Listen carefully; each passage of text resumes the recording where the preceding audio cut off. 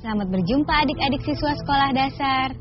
Ada sesuatu yang menyebabkan kita dapat melihat keindahan dan keajaiban alam semesta ini. Tanpa kehadirannya, yang ada hanyalah kegelapan. Apakah sesuatu itu?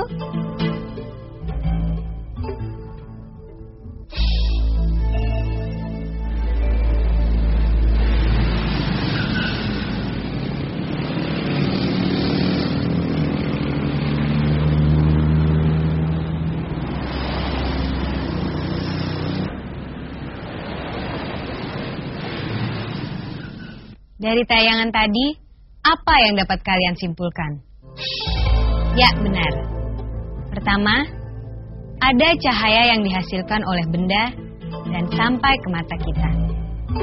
Kedua, ada cahaya yang dipantulkan oleh benda dan sampai ke mata kita.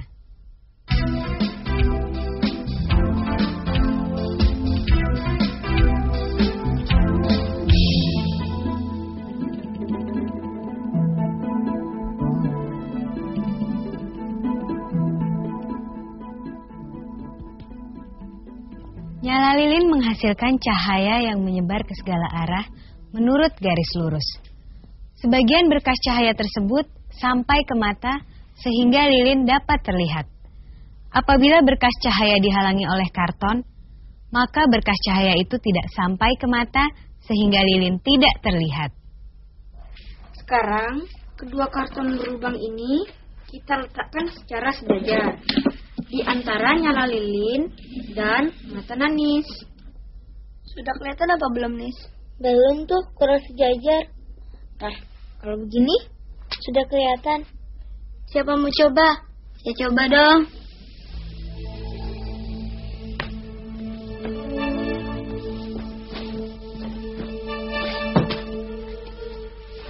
Iya ya, kelihatan. Nah, sekarang kalau karton ini saya geser sedikit, kelihatan apa enggak? Tidak tuh.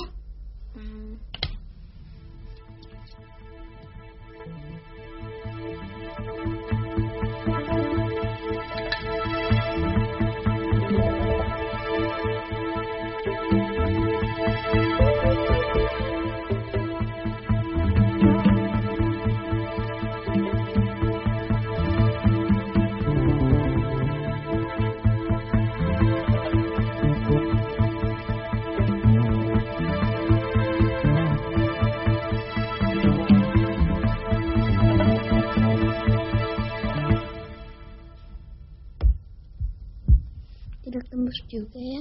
Iya. Adik-adik sekalian, apa yang dilakukan teman-temanmu tadi?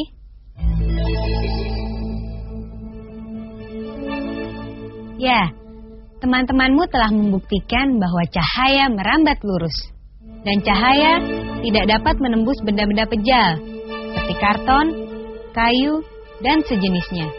Jadi, cahaya hanya dapat menembus atau melewati benda-benda bening. Ingat ya, itu adalah sifat cahaya. Bagaimana dengan sifat cahaya yang lain?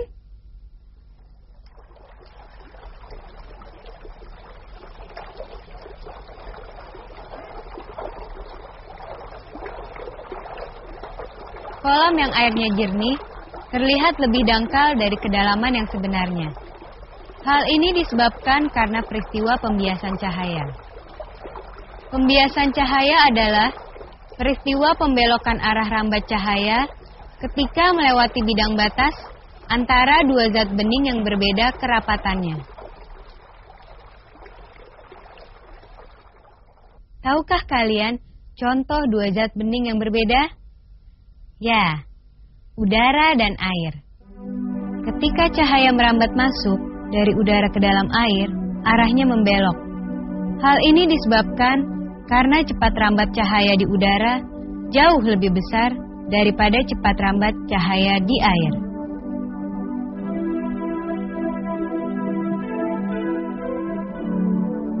Ada beberapa istilah dalam peristiwa pembiasan cahaya.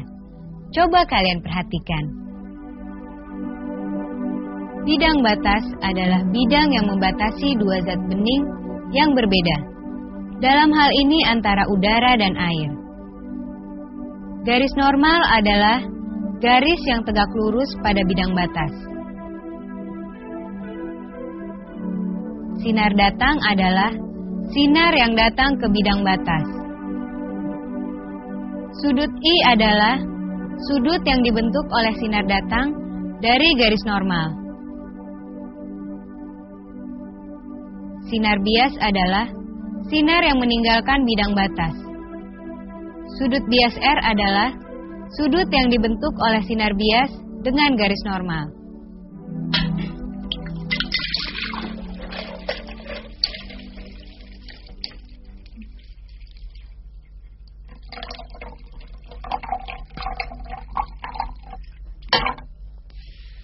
Sekarang pensil ini setengahnya saya masukkan ke dalam air ya. Tapi harus hati-hati supaya airnya tetap tenang. Coba sekarang lihat. Ya, patah. Memang pensil tampak patah, tetapi hanya pada bidang batas antara udara dan air saja.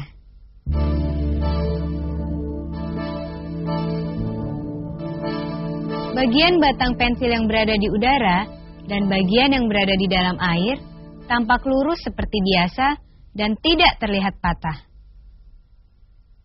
Hal ini menunjukkan bahwa peristiwa pembiasan terjadi pada bidang batas antara kedua zat bening yang dilalui sinar.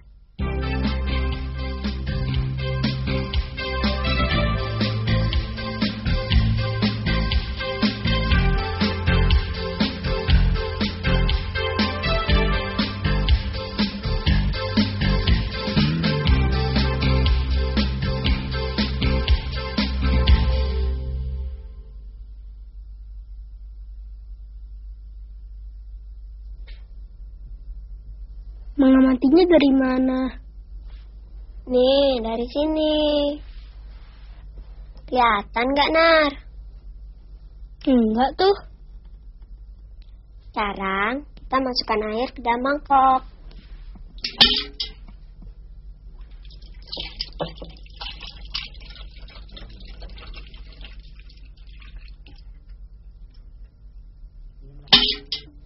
Nah, sekarang kelihatan nggak, Nar? Kelihatan jelas sekali. Ketika mangkuk belum diisi air, benda tidak terlihat.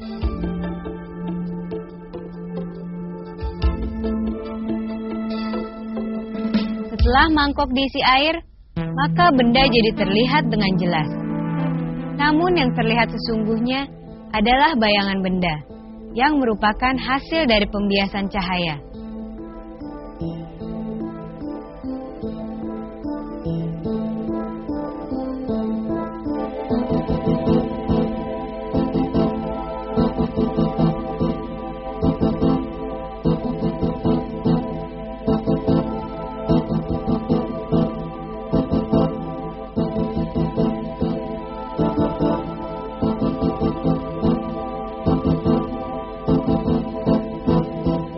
Sinar yang datang dari dalam air sebagai akibat pemantulan cahaya oleh benda ketika memasuki udara dibiaskan.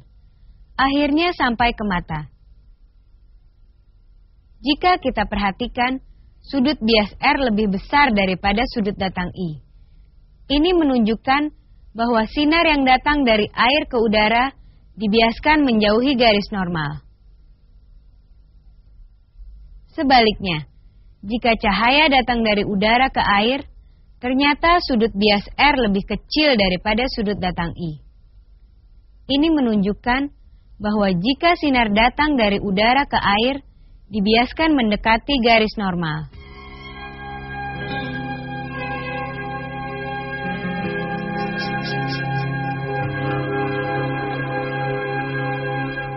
Adik-adik siswa, dari pembahasan tadi, kita mengenal beberapa contoh peristiwa pembiasan cahaya. Mari kita ingat kembali.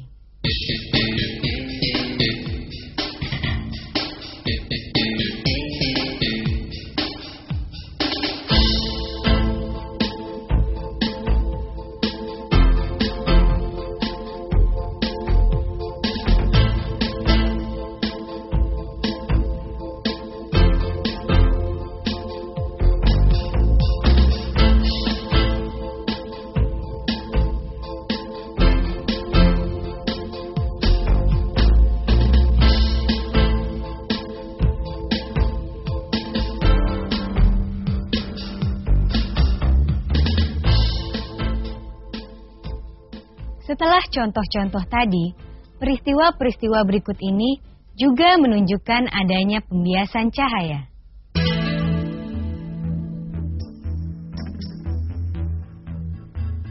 Akibat pembiasan cahaya, bintang yang kita lihat bukan terletak di tempat yang sesungguhnya. Jadi, yang kita lihat adalah bayangannya.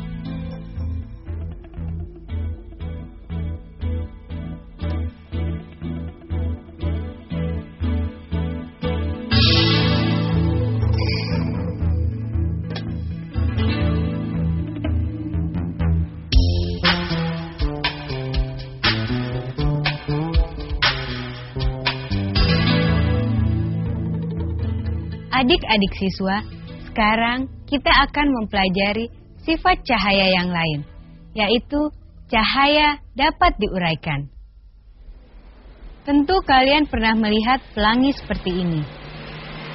Pelangi dapat kita lihat jika kita menghadap ke arah hujan ataupun air mancur, dan matahari ada di belakang kita. Itulah sebabnya, mengapa pelangi hanya terjadi pada pagi dan sore hari. Untuk lebih memahami apa sebenarnya pelangi, mari kita ikuti kegiatan teman-temanmu ini. Bagaimana kalau kita buktikan bahwa cahaya putih itu terdiri dari bermacam-macam warna? Dengan cakra Newton ini ya? Ya, coba. Ada berapa warna? Merah, jingga, kuning, hijau, Nila, biru, ungu. ada juga putih. Coba, sekarang kita putar. Apa yang terjadi?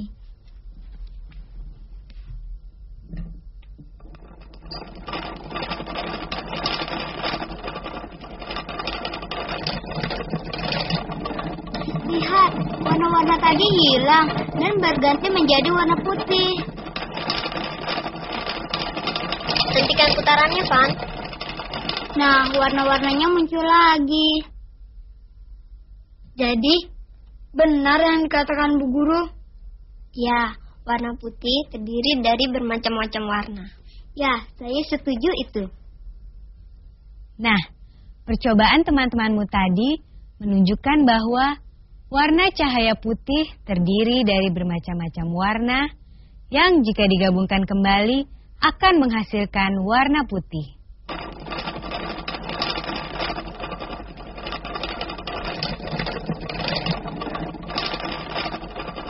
Hentikan putarannya, Van. Nah, warna-warnanya muncul lagi.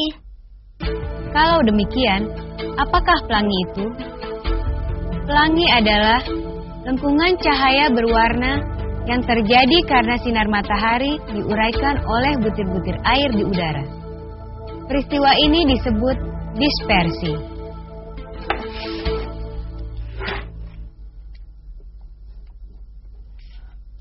Terus mana nih? Pelan-pelan, Put.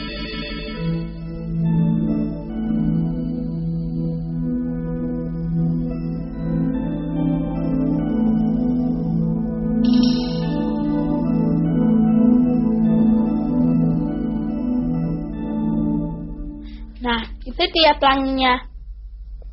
Bagus ya.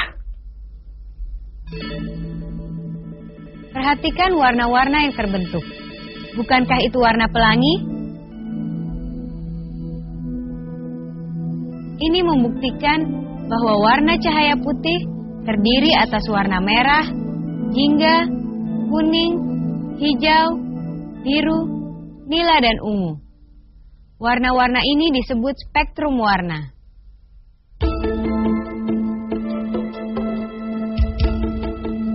Seberkas cahaya putih, jika dilewatkan pada sebuah prisma kaca, maka pada layar akan tampak beberapa macam warna.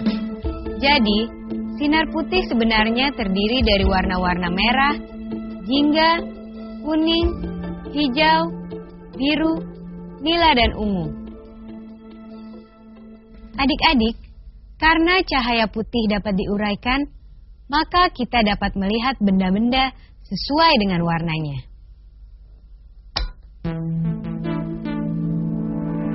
Bunga ini tampak berwarna putih pada cahaya putih karena bunga memantulkan semua warna dalam spektrum.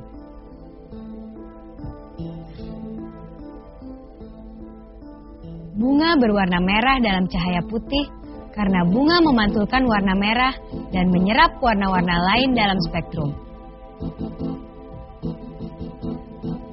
Demikian juga bunga ini, berwarna ungu karena menyerap warna-warna cahaya dalam spektrum. Dan hanya warna ungu yang dipantulkan dan mengenai mata kita. Karena itu, kita melihat bunga berwarna ungu. Adik-adik siswa, sekarang kita telah mengenal 4 sifat cahaya. Cahaya merambat lurus, cahaya dapat dipantulkan, cahaya dapat dibiaskan, dan cahaya dapat diuraikan.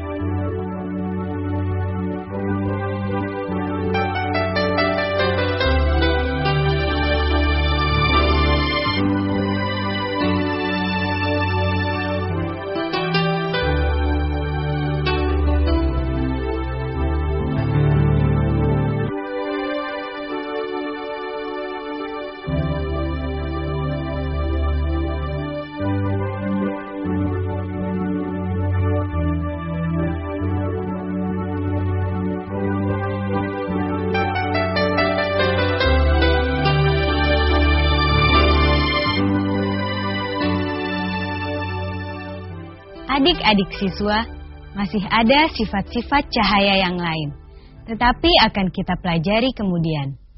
Sampai di sini dulu jumpa kita kali ini. Sampai jumpa pada pelajaran berikutnya.